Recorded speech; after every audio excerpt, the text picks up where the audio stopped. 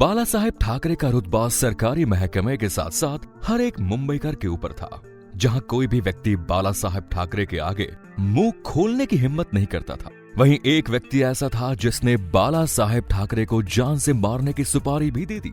जिसने बाला साहेब ठाकरे की जान लेने की सुपारी ली, वो व्यक्ति भी अपने काम को अंजाम देने के लिए निकल गया था। समय रहते इस बात का पता पुलिस को चल गया। मुंबई पुलिस को जैसे ही ये इनपुट मिला, पूरे महकमे में हड़कंप मच गया, क्योंकि जिसने बाल ठाकरे को मारने की सुपारी ली थी वो कोई ऐसा वैसा व्यक्ति नहीं था, बल्कि एक ट्रेंड किलर था। आपको याद होगा, साल 1993 के बाद मुंबई में कम्युनल राइट्स हुए और इसी दौरान ये इंसिडेंट हालात को और भी भयानक कर सकता था। लेकिन फिर आगे क्या हुआ, उसे जानने के लिए बने रहिए हमारे साथ वीडियो के आखिर तक। दाऊद इब्राहिम दुबई में बैठा था। साल 1993 के मुंबई बम धमाकों की साजिश में उसका नाम आता है और उसके काम को अबू सलेम मुंबई में रहकर बखूबी संभाल रहा था। जब मुंबई में दंगे हो रहे थे, तब अबू सलेम दंगों की आग में घी डालने का काम कर रहा था। 150 की संख्या में खतरनाक हथियार अवैध रूप से उन लोगों तक पहुंच चुके थे जिनके मंसूबे इंसानियत के दामन को तार तार करने के इरादे रखते थे। बात केवल कम्युनल राइट्स की ही नहीं थी, बल्कि अंडरवर्ल्ड के अलग अलग गैंग्स भी आपस में गैंग वॉर कर रहे थे, जिसके चलते मुंबई का माहौल खराब था। इसी दौरान मुंबई में 4 बड़े लोगों की किलिंग ने सनसनी मचा दी, जिसमें बड़ा व्यवसायी प्रदीप जैन, फिल्म प्रोड्यूसर जावेद सिद्दीकी, चैम्बूर का फेमस बिल्डर कुकरेजा के साथ एक और बड़ा नाम इन हादसों का शिकार होकर दुनिया को छोड़ गया। अबू सलेम का एक ही मकसद था, जो भी दाऊद इब्राहिम के रास्ते में आएगा और उसकी बात नहीं मानेगा, उसे रास्ते से हटा देंगे। मुंबई पुलिस भी अपने एनकाउंटर स्पेशलिस्ट को स्पेशल ड्यूटी पर लगाई हुई थी और अंडरवर्ल्ड का सफाया करने में जुटी हुई थी। अंडरवर्ल्ड के दोस्त और शूटर सलीम हड्डी और राजेश इग्वे उस समय बड़ी बेरहमी से अपने खूनी इरादों को अंजाम दे रहे थे। उस समय मुंबई पुलिस के दिमाग में टेंशन का लेवल बहुत हाई था, लेकिन असली धमाका तो अब होने वाला था। जो खबर पुलिस को मिली उसने तो पुलिस के होश ही उड़ा दिए। इस खबर के मुताबिक उस समय शिवसेना प्रमुख बाला साहेब ठाकरे को उनके ही ऑफिस में घुसकर मारने का प्लान था और जो व्यक्ति इस काम को अंजाम देने वाला था वो अपने मिशन पर निकल चुका था। एक तो मुंबई पुलिस के पास समय बहुत कम था और दूसरा जो व्यक्ति बाला साहेब ठाकरे को मारने के मिशन पर निकला था, उसका नाम सुनकर मुंबई पुलिस के हाथ फूल गए। दोस्तों, हम वीडियो में आगे बढ़ेंगे, लेकिन उससे पहले चैनल को सब्सक्राइब कर दीजिए ताकि आने वाले वीडियोस की नोटिफिकेशंस आपको मिलती रहे। शूटर का नाम सुनते ही पुलिस महकमा बाला साहेब ठाकरे की सुरक्षा में तैनात हो गया।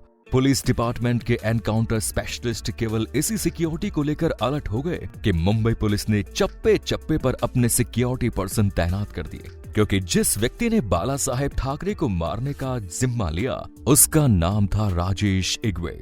राजेश इग्वे मुंबई पुलिस का ही एक ट्रेंड कमांडो था, लेकिन इस समय वो डी कंपनी के इशारों पर काम कर रहा था।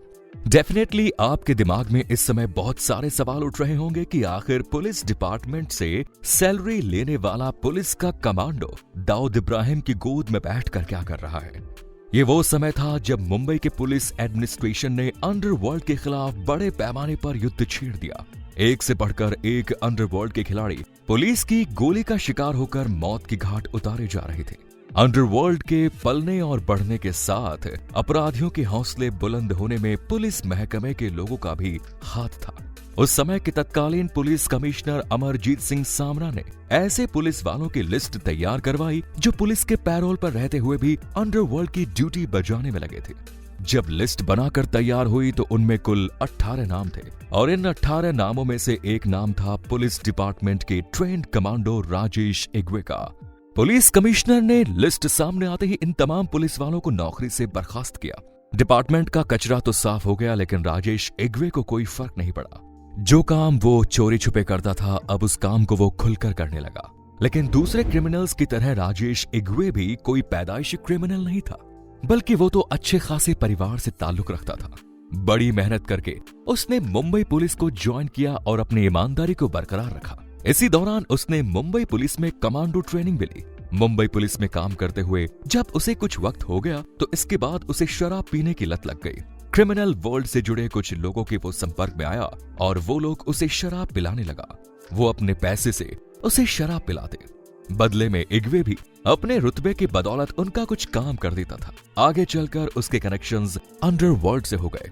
अब राजेश इग्वे का व्यवहार भी बदल गया।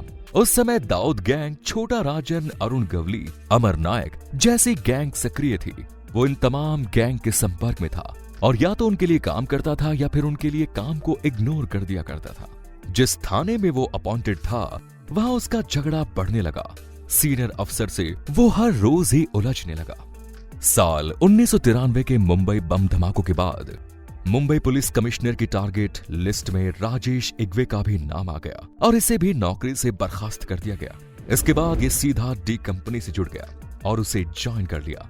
बम धमाके के दौरान अबू सलेम दाऊद की नजरों में अपने नंबर बढ़ाने के लिए पूरी ताकत से मुंबई में अपराध को अंजाम दे रहा था। वहीं दाऊद इब्राहिम का एक खास शूटर सलीम हड्डी भी मुंबई में सक्रिय था और इसके साथ राजेश इग्वे भी मिल गया। फिर दोनों ने मुंबई में कई बड़े हाई प्रोफाइल मर्डर्स को अंजाम दिया, जिनमें व्यापारी प्रदीप जैन, चैम्बूर का बिल्डर कुकरेजा और बॉलीवुड प्रोड्यूसर जावेद सिद्दीकी भी शामिल थे। दरअसल जावेद सिद्दीकी ने पाकिस्तान के एक्ट्रेस अनीता अयूब को अपनी फिल्म में काम करने से मना कर दिया। अनीता अयूब का चक्कर उस समय दाऊद इब्राहिम से चल रहा था। दाऊद इब्राहिम चाहता था कि जावेद सिद्दीकी अनीता अयूब को अपनी फिल्म में काम दे, लेकिन उसने ऐसा करने से मना कर दिया। बदले में उसे दाऊद इब्राहिम ने अपने शूटर भेजकर टपका दिया। साल 1995 तक राजेश इग्वे मुंबई अंडरवर्ल्ड में खौफ का दूसरा नाम बन गया। मुंबई पुलिस के लिए राजेश इसलिए भी चुनौती बना हुआ था क्योंकि वो पुलिस के काम करने के तरीके को अच्छी तरह से जानता था। वो खुद एक पुलिस वाला था। वो जानता था कि पुलिस जब किसी क्रिमिनल को पकड़ने लगती है तो किस तरह के पैंतरे आजमाती है। अपराध को करने के बाद पुलिस की इंक्वायरी से बचने के लिए किस तरीके से सबूत मिटाना चाहिए, इन तमाम बातों को वो केवल जानता ही नहीं था, बल्कि इनका इस्तेमाल अपनी क्रिमिनल मेंटालिटी में आए टारगेट क्राइम को पूरा करने के लिए भी करता था। 1993 के बम धमाके के बाद अंडरवर्ल्ड बेसिकली दो तरीके के गैंग में बंट गया। अब हिंदू डॉन और मुस्लिम डॉन के बीच दीवार खड़ी हो गई। इन दोनों की लड़ाई में निर्दोष लोग मारे जा रहे थे। इन गैंग के आका अपने पंटरों को लोगों को मारने का आदेश देते और उनके पंटर लोगों को दुनिया से उठा देते। इसी कड़ी में अबू सलेम के पास बाल ठाकरे को मारने का काम आया। उसने ये काम राजेश इग्वे को दिया क्योंकि वो हिंदू था, पुलिस वाला था। वो आसानी से बाल ठाकरे के नजदीक जा सकता था। बाल ठाकरे उस समय एक ऐसे नेता थे जिनके पास पहुंचना ही बड़ा मुश्किल था। उनके पास पहुंचकर कोई हरकत करने से पहले ही जान जाने का खतरा था, पर राजेश इग्वे मरने से नहीं डरता था। बाल ठाकरे को मारने का काम मिलने के बाद राजेश इग्वे ने उनसे मिलने की अपॉइंटमेंट भी ले ली। अपॉइंटमेंट के अकॉर्डिंग 7 नवंबर साल 1995 को राजेश इग्वे बाला साहेब ठाकरे के ऑफिस में उनसे मिलने के बहाने उन्हें ठिकाने मारने वाला था। लेकिन इसी दिन मुंबई पुलिस को इस बात की सूचना मिली कि बाला साहेब ठाकरे पर उनके ही ऑफिस में हमला होने वाला है। मुंबई पुलिस ने अपने पूरे नेटवर्क को सक्रिय कर दिया। एनकाउंटर स्पेशलिस्ट भी एक्टिव मोड में आ गए। राजेश अक्सर पुलिस कॉलोनी में ही छुपा रहता था। वो अपने काम को पूरा करने के लिए जैसे ही पुलिस कॉलोनी से निकला, पुलिस की टीम ने उसे घेर लिया।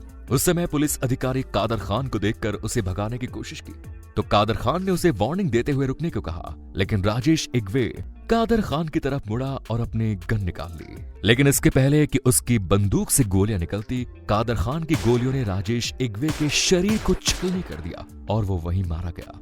इस प्रकार शिवसेना सुप्रीमो बाला ठाकरे की जान बच गई। क्या आपको लगता है अगर वो बाल ठाकरे के ऑफिस पहुंच जाता तो क्या अपना काम पूरा कर पाता? अपना जवाब कमेंट बॉक्स में जरूर दीजिए। वीडियो को लाइक करके शेयर कीजिए और चैनल को सब्सक्राइब कीजिए। धन्यवाद।